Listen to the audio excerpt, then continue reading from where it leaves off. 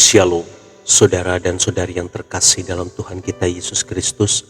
Marilah kita luangkan waktu beberapa menit untuk berkencan dengan Tuhan saat ini, agar dari hari ke hari kita semakin dekat dengan Tuhan, sehingga hidup kita semakin diberkati dan menjadi berkat.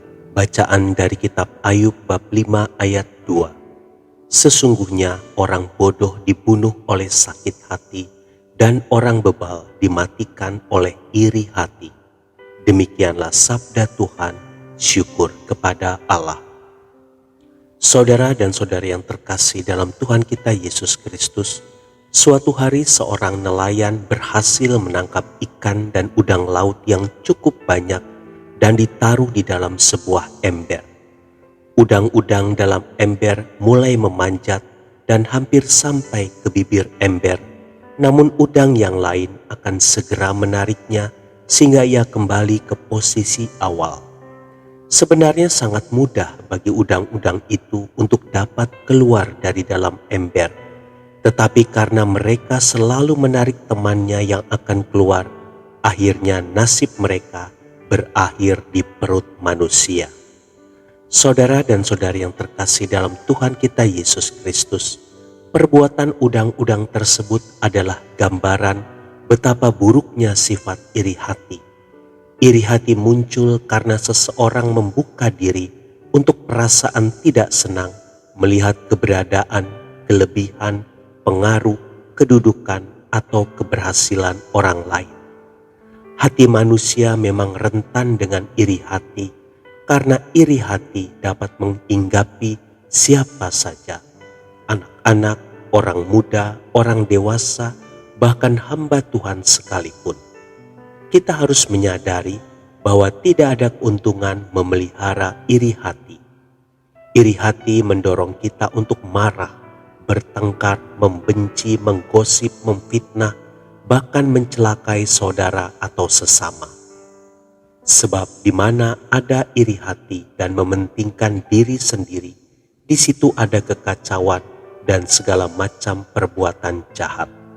Yakobus 3 ayat 16. Betapa mengerikan jika seseorang sudah terjangkit virus iri hati.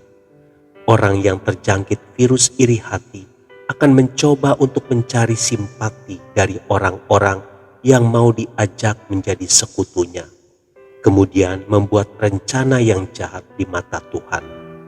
Seperti yang dialami Yusuf, karena iri hati, bapa-bapa leluhur kita menjual Yusuf ke tanah Mesir. Kisah 7 ayat 9. Akibat yang paling tragis dari iri hati adalah kita tidak akan mendapat bagian dalam kerajaan Allah. Seperti pernyataan Paulus, perbuatan daging telah nyata, yaitu iri hati, amarah, kepentingan diri sendiri. Bahwa barang siapa melakukan hal-hal yang demikian, ia tidak akan mendapat bagian dalam kerajaan Allah. Galatia 5 ayat 19-21. Saudara dan saudara yang terkasih dalam Tuhan kita Yesus Kristus, waspadalah dengan iri hati, jangan sampai virus ini menyusup ke dalam hati kita. Tuhan Yesus memberkati. Marilah kita berdoa dalam nama Bapa dan Putra dan Roh Kudus. Amin.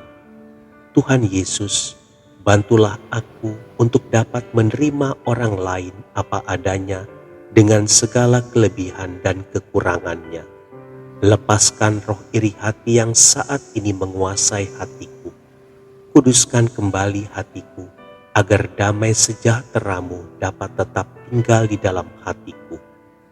Ya Allah Roh Kudus, masuklah dalam hatiku dan kuasai hatiku dengan kasih-Mu, agar hidupku dapat menjadi berkat bagi orang lain, bahkan bagi mereka yang memusuhi aku. Amin.